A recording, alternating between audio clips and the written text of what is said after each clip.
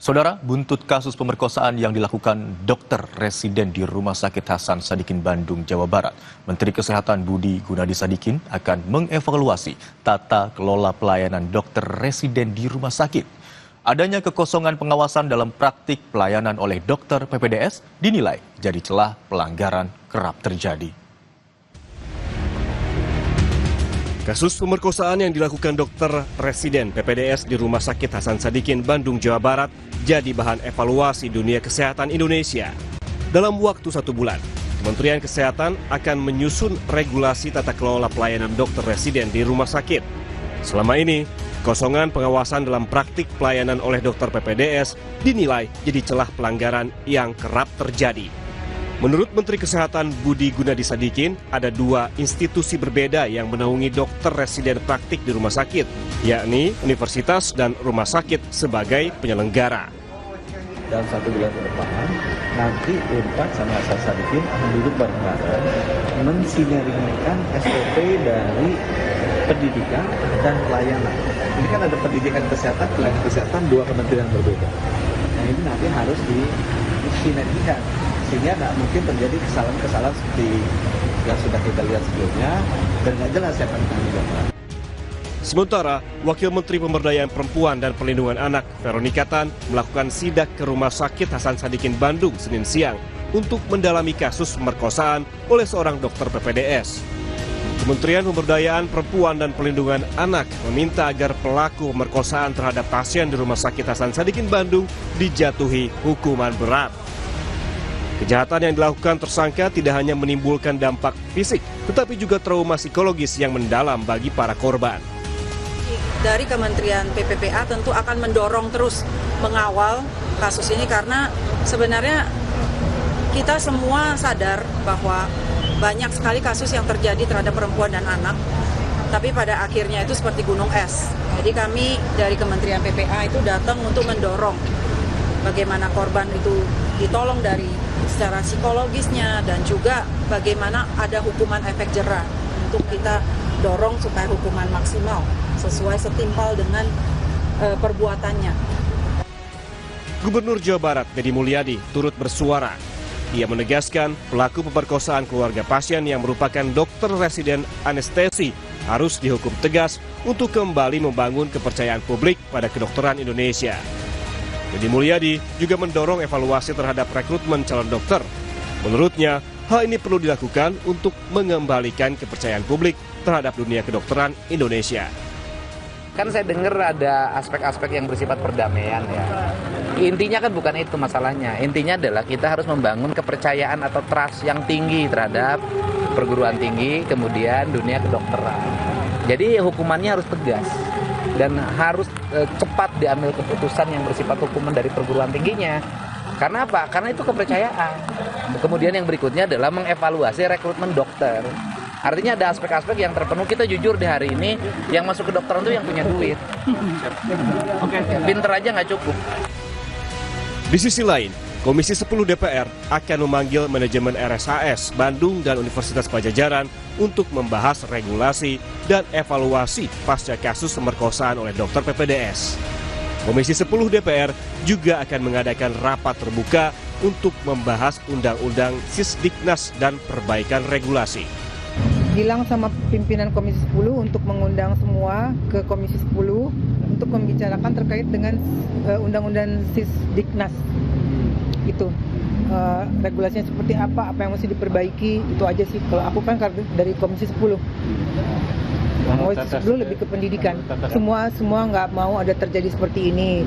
Ini pembelajaran untuk semua. Untuk universitas, untuk pihak rumah sakit, untuk masyarakat, untuk semua. Mudah-mudahan ini tidak terjadi lagi. Menurut kuasa hukum korban yang disampaikan kepada Polda Jawa Barat, kondisi korban hingga kini masih mengalami trauma berat. Keluarga korban melalui kuasa hukumnya berharap kejadian serupa tidak terulang kembali di rumah sakit yang semestinya menjadi tempat pengobatan warga. Tim Liputan, Kompas TV. Untuk mengetahui perkembangan penanganan kasus pemerkosaan oleh dokter PPDS di RSHS Bandung, kita akan bergabung dengan jurnalis Kompas TV Vida Alatas dan juru kamera Nandar yang saat ini berada di Polda Jawa Barat. Selamat siang, Vida. Bagaimana perkembangan penyidikan kasus ini? Ya, Imron dan juga saudara, saat ini penyidik masih menunggu terkait hasil olah TKP lanjutan yang dilakukan pada Jumat 11 April lalu di Rumah Sakit Hasan Sadikin Kota Bandung. Sebelumnya, olah TKP lanjutan ini kembali dilakukan oleh penyidik di Rumah Sakit Hasan Sadikin Kota Bandung, menyusul adanya laporan 2 korban tambahan.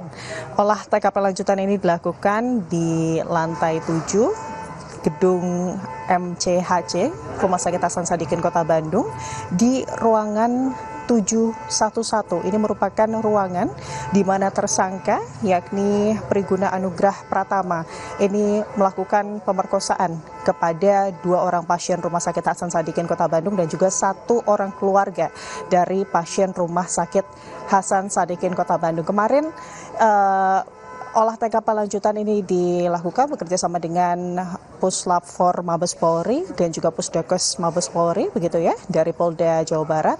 Dan tentunya ini masih menunggu hasil laboratorium dari olah TKP yang dilakukan kemarin. Kemarin juga Imron dan juga saudara, sejumlah instansi dan juga lembaga ini mendatangi Ditreskrimum Polda Jawa Barat dan juga Rumah Sakit Hasan Sadikin Kota Bandung. Ini adalah melakukan pemantauan dan juga untuk memastikan bahwa hukum yang nantinya akan diterapkan kepada pelaku ini berlaku seadil-adilnya dan juga korban ini dapat dipulihkan, begitu ya, kondisinya baik fisik maupun mental. Dan hasil dari olah TKP lanjutan nanti, Imron dan juga saudara, ini dilakukan untuk mengumpulkan barang bukti dan juga memperkuat tuntutan kepada tersangka atas 2 laporan lain. Selain itu, Imron dan juga saudara, penyidik ini juga terus berkolaborasi, bekerja sama dengan lembaga justice atau lembaga hukum lainnya, begitu ya, untuk memastikan nantinya pasal-pasal atau unsur-unsur pasal yang akan dikenakan kepada tersangka ini tercukupi. Di pagi hari tadi, Imron dan juga saudara, di Ditreskrimum Polda Jabar ini juga menyebut bahwa mengadakan pertemuan, begitu ya, dengan pihak Kejaksaan Tinggi Jawa Barat untuk kemudian membicarakan terkait unsur-unsur pasal yang akan dicukupi dan juga dipenuhi. Sejauh ini Imron dan juga saudara, tersangka ini dikenakan 2 pasal. Yang pertama ini adalah pasal 6C Undang-Undang Nomor 12 Tahun 2022 tentang kekerasan seksual dan ditambah dengan pasal 64 terkait kejadian berulang. Karena memang pelaku ini tidak hanya melakukan aksinya kepada 1 korban saja, Imron dan juga saudara, namun totalnya ini sudah ada 3 korban atau 3 laporan. Dan kemarin kuasa hukum dari korban ini juga mendatangi Ditreskrimum Polda Jawa Barat untuk kemudian memastikan proses hukum yang dilakukan oleh penyidik ini berjalan dengan sesuai, begitu ya, seadil-adilnya. Dan dari kuasa hukum korban, meskipun kemarin memang dari penyidik Ditreskrimum Polda Jawa Barat ini memastikan tidak ada pelanggaran hukum pidana yang dilakukan oleh Rumah Sakit Hasan Sadikin Kota Bandung, namun dari kuasa hukum korban ini memastikan bahwa pihaknya ini akan meminta pertanggungjawaban rumah sakit secara perdata, karena kuasa hukum korban ini menilai bahwa ada kelalaian atau ada unsur kelalaian yang dilakukan oleh Rumah Sakit Hasan Sadikin Kota Bandung sehingga kliennya, yakni korban, ini dirugikan. Utamanya yang paling digarisbawahi ini adalah terkait akses obat-obatan anestesi, begitu ya, yang bisa diakses dengan mudah oleh pelaku untuk kemudian melakukan perbuatannya yang tidak hanya dilakukan 1 kali, tetapi juga 3 kali terhadap korban lainnya.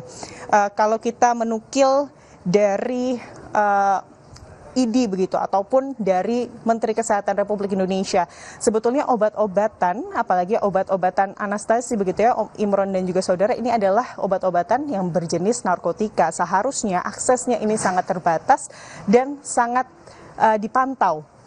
Yang menjadi pertanyaan dari kuasa hukum dari korban ini adalah mengapa pelaku ini bisa leluasa, begitu ya, untuk kemudian mengakses obat-obatan tersebut. Yang juga dipertanyakan atau dituntut dari kuasa hukum korban ini adalah bagaimana tindakan Rumah Sakit Hasan Sadikin Kota Bandung setelah kejadian. Bagaimana pihaknya ini memastikan adanya sistem yang kemudian dapat melindungi para pasien yang berobat ataupun keluarga pasien yang datang ke Rumah Sakit Hasan Sadikin Kota Bandung sehingga kejadian yang sama ini tidak terulang. Kalau kita melihat Imron dan juga saudara bagaimana akses dokter PPDS terhadap obat, terutama ini adalah obat-obatan seperti anestesi yang merupakan narkotika, ini seharusnya diawasi secara ketat begitu ya.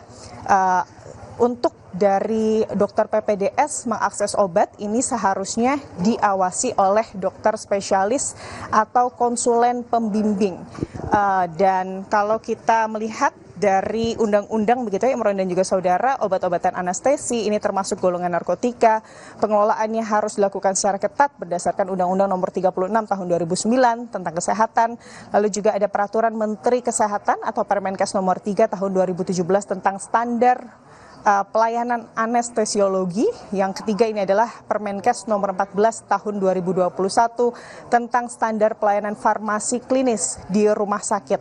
Jadi obat-obatan ini harus dicatat secara detail dan hanya bisa diakses oleh dokter anestesi.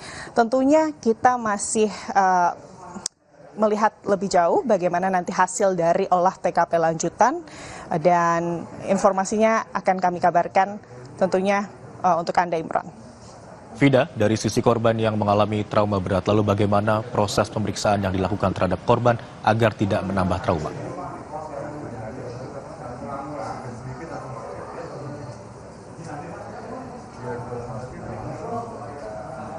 Vida, apakah bisa mendengar suara kami di studio? Saudara, nampaknya ada gangguan teknis yang dialami oleh jurnalis Kompas TV Vida Alatas, namun sudah diketahui ada sejumlah hal yang masih ditunggu hingga saat ini, diantaranya ada terkait dengan hasil olah TKP lanjutan yang dilakukan terhadap pelaku. Terima kasih atas laporan Anda, jurnalis Kompas TV Vida Alatas dan juru kamera Nandar yang melaporkan dari Polda Jawa Barat.